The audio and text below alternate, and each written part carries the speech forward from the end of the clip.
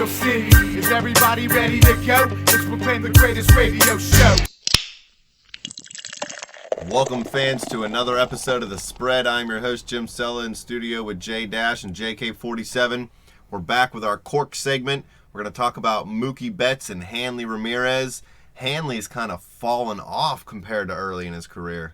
You could say that, but, I mean, you look and he's still on pace for a huge season.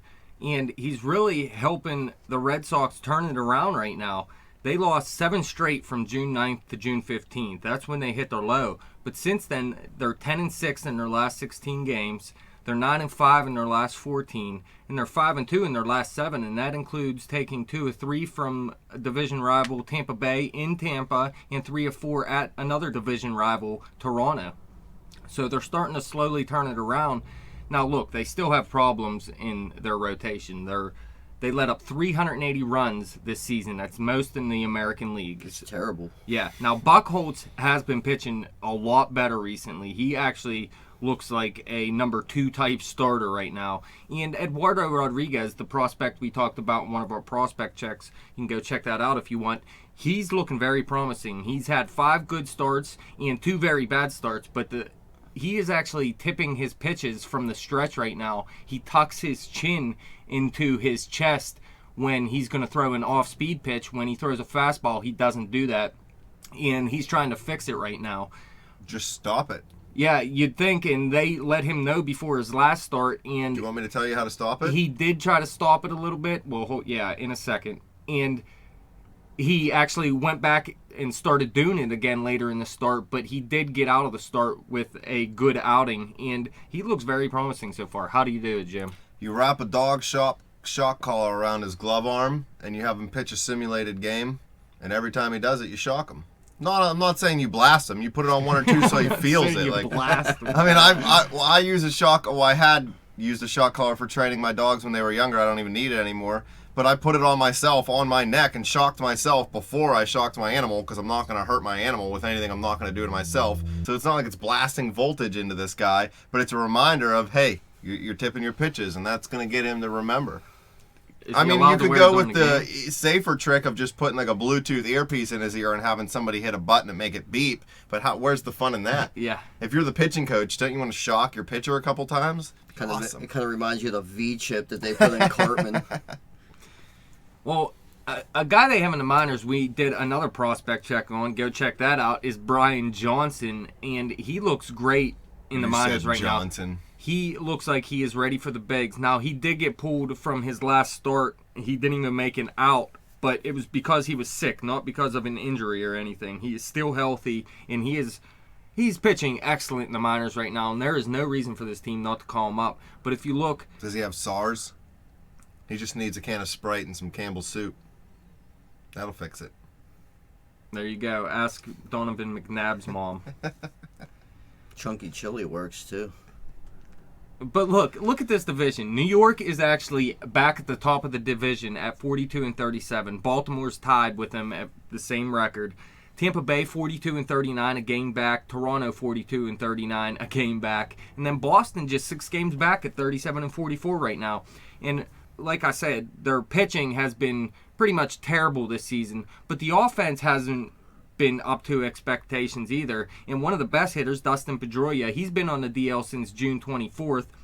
You have Brock Holt. He's a good hitter, hitting .299 with a .386 on base, but he doesn't provide much in the counting stats. Xander Bogaerts is a great shortstop. He's having an all-star type season, but again, there's not much in the counting stats. You don't get that from many shortstops in baseball. Pablo Sandoval is having a terrible season. I mean, he's hitting .269 with a .315 on base, just 7 jacks right now. They were really counting on this guy. Rusney Castillo's been a disappointment, hitting .230 with a .260 on base. David Ortiz has picked it up in the power department. 14 jacks now, which isn't bad, 39 RBIs, but he's still hitting just .228 this season. Yeah, Boston, I don't want to say they're sick of him at all because they love that guy, but the organization's finally realizing it, and he's sitting way more than he used to. Well, I mean, he's just older, though. I mean, he doesn't generate that bat speed he used to have. I mean, he still has the power. Like I said, you lose that bat speed, You have to start your swing early. You're going to be more susceptible to breaking pitches and things like that. That's just a fact of the game.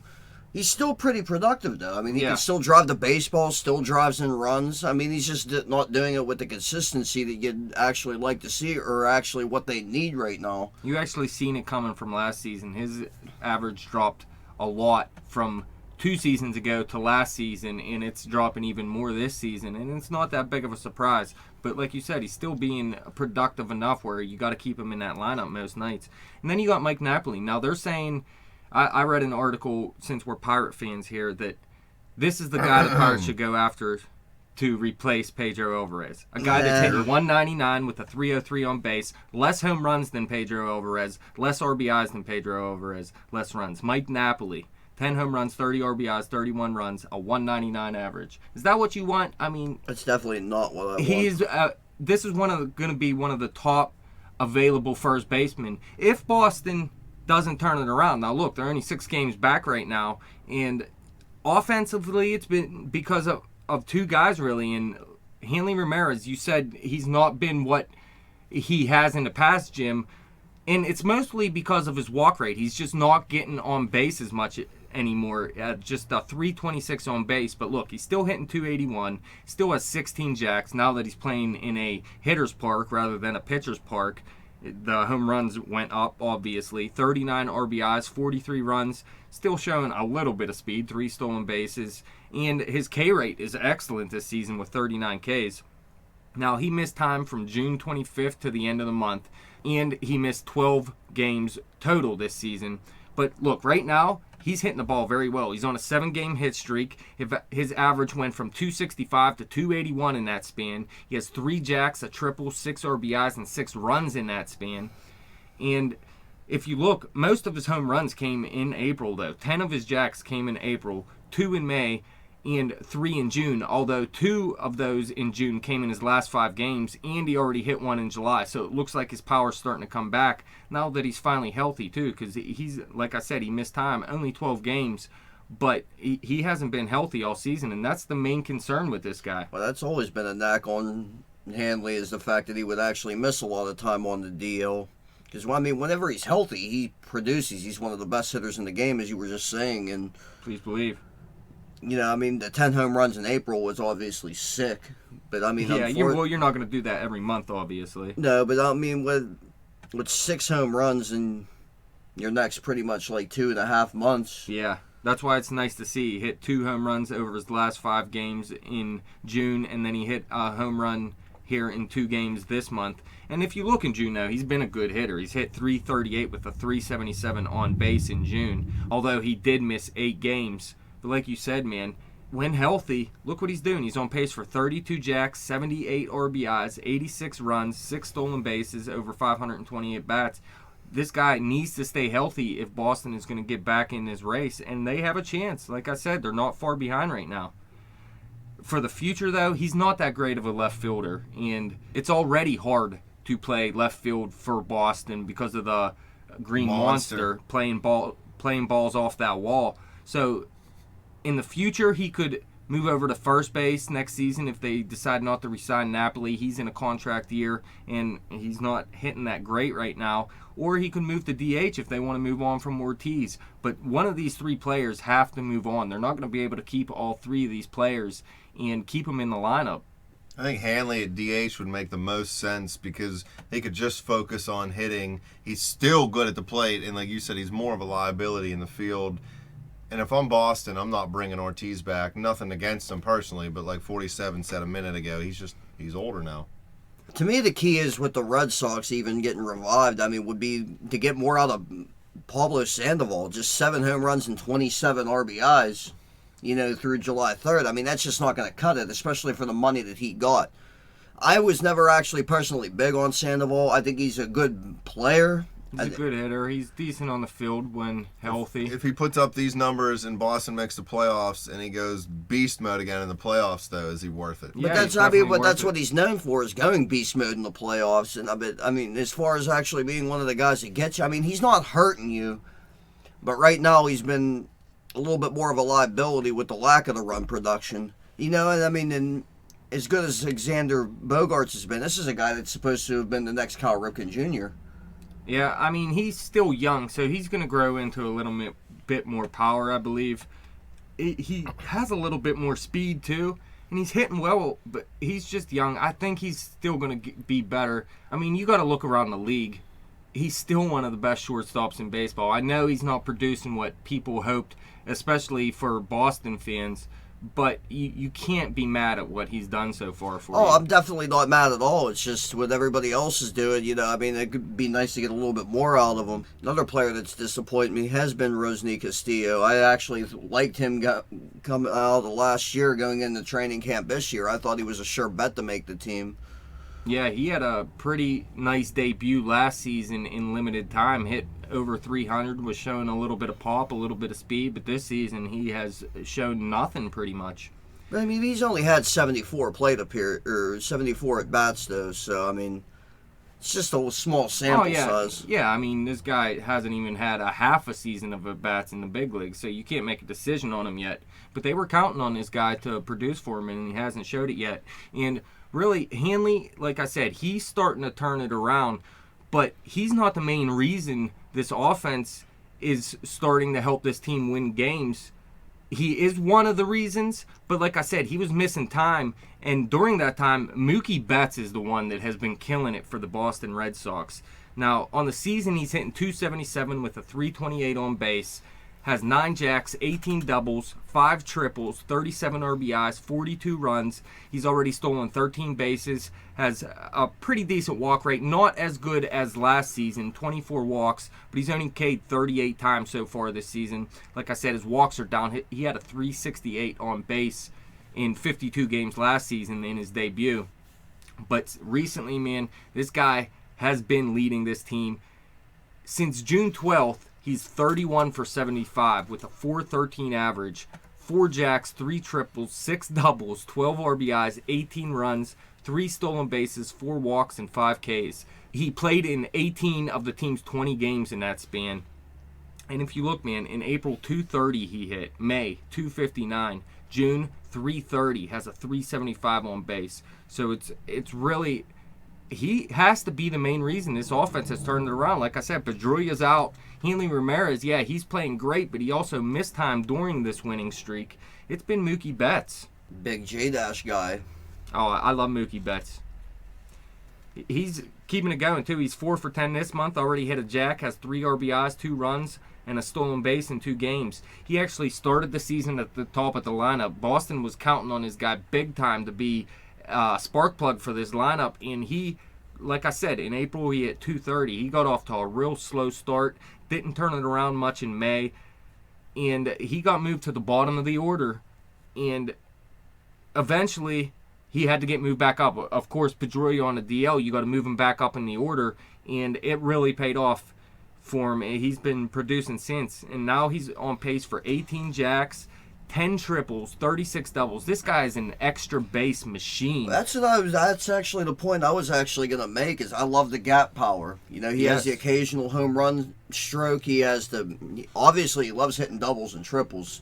This is a guy I'm actually excited about now. I mean, he struggled a little bit. I was a little bit skeptical coming out of April and May. As much as I talked him up, His Gallagher made it sound like he's the next Joe DiMaggio well, listen, or something. People are saying this guy is the next Andrew McCutchen. Now, they're saying the same thing about Byron Buxton, and I don't think Mookie Betts is going to be a 30 home run hitter. I don't think so either. He's a little bit too small for that, but he did put on weight prior to this season, and he can hit 20 home runs consistently, get up to 25 max, I would believe. He's not going to be a consistent 30 home run hitter, although McCutchen isn't either. But everything else, he's going to have the walk rate, he's going to have the K rate, he's going to score runs for you, he's going to produce RBIs for you. Look, he's on pace for 74 RBIs and 84 runs, and that's after 2 slow months.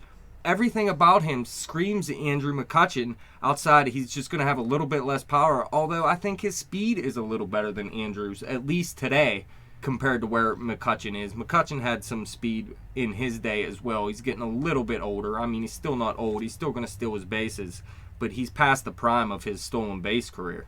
And look, Mookie, just 22 years old, has 493 career ABs, so he's still young. He's still going to grow in to being a better player. He started off at second base. He was a great second baseman. Boston didn't have room for him there. They moved him to center field. He's a great center fielder. This guy does whatever you ask of him. And like I was comparing him to McCutchen. McCutchen wasn't this good at this age. But Mookie Betts is actually ahead of where McCutchen was at this age. So we'll have to see where he goes from here. But it's hard to say a guy is going to be as good as one of the best players in baseball. But I'll tell you what, though. I mean, whenever Pedroia comes back, Betts and Pedroia are up at the top of your lineup. That's setting yourself up pretty good. I mean, so hopefully, Ortiz picks it up a little bit. I mean, there's nowhere. Who knows what Boston's going to do? I mean, like I said, I chose them to win the division this year. Me too. Because, nobody's more shocked than I am in how good New York's actually doing this year. It's actually kind of baffling. Well, Who Toronto called New York to win the division and has 2 thumbs? This guy. Don't be pointing at yourself too early here, man. There's still a lot of ball to I didn't play. say he won it, but And everybody's so shocked that they're playing well. They always play well. Well, that's not true. They've had some down seasons here recently. But Toronto, to me, actually looks like the best team right now. All these teams have problems with their pitching staff. Tampa Bay has the best pitching staff when healthy, but they've had injury problems. Toronto's offense is the best in this division. So I believe Toronto has the best chance to win the division. But I'm still saying, I'm going to stick with my Boston pick, though, man. I believe they're going to turn around. Hanley's hitting the ball well right now. Mookie Betts looked like the player I kept saying he was going to be. And Pedroia is going to be coming back soon, and he's been playing well all season. They got to get more out of Pablo Sandoval. Bogarts, I'd like to see more, but he's playing well enough where he's not a liability for you. Castillo, you'd like to see get better too, but if Pablo would get better, Bogarts plays the same as he did, and these other 3 guys, Pedroia, Hanley, and Betts, do what they can do, this offense should still get it done and keep them in this race. Well, who has the better season when it's all said and done? A-Rod or Hanley at the plate? Because obviously A-Rod's DHing. Well, I'm going to say Hanley hits more home runs, but I'm going to say A-Rod has the better season at the plate just because A-Rod's taken walks like he hasn't in 5 years, and his on-base percentage is almost 400, and that's what I like to see. That's a more complete hitter, whereas Hanley, he's going to go on streaks where he's down because he's not getting on base in other ways. He either hitting a gap shot or hitting a home run, or he's not going to get on base. Well, the thing is with Rodriguez, too, is, I'd like to think he's playing with a chip on his shoulder right now. He won his arbitration case with the Yankees over that bonus he was supposed to get for passing Willie Mays. He was supposed to get $6 million. The Yankees have to donate, I forget what the amount is, I think 3.5 to a charity. I'm still skeptical on A-Rod's power. I think it's going to go down. I predicted, 23? You said 27. You probably said 65. 30. You stuck with 30. Look, right now he's exactly on pace for 30. But as I was telling Jim before, his home run pace went down drastically over his second, I'll say quarter of the season, since they only played a half so far. His first quarter of the season, he was hitting home runs at historic pace, actually. It went down from there. Now, he can still pick it up, I'm not sure, but he's actually become a better hitter since his power has dropped off, and I'd rather see that out of him because I think he's producing more runs this way, he's scoring more runs this way, he's getting on base more. And is Teixeira still hitting the ball out of the park? I know his average and all that's not great, but he was. I think he has 19 or 20. There you go. A-Rod's the more complete guy. Teixeira hits the home runs. It works out. But look, Boston, they have an 8-game homestand before the All-Star break. They play Houston, Miami, and then they play the New York Yankees, and that's going to be a huge series. Now, if they can go 3-3 against Houston and Miami, and then they go into that New York series, it's going to be a big series, especially if New York's sitting 6 games ahead of them, and you can go sweep that series. You're right back in the playoff race then. Believe it. Well, that wraps it up for our Cork segment. Thank you guys for coming in. Thank you, fans, for listening. Check out our website at thespreadnews.simplesite.com. Like us on Facebook and subscribe to our YouTube channel.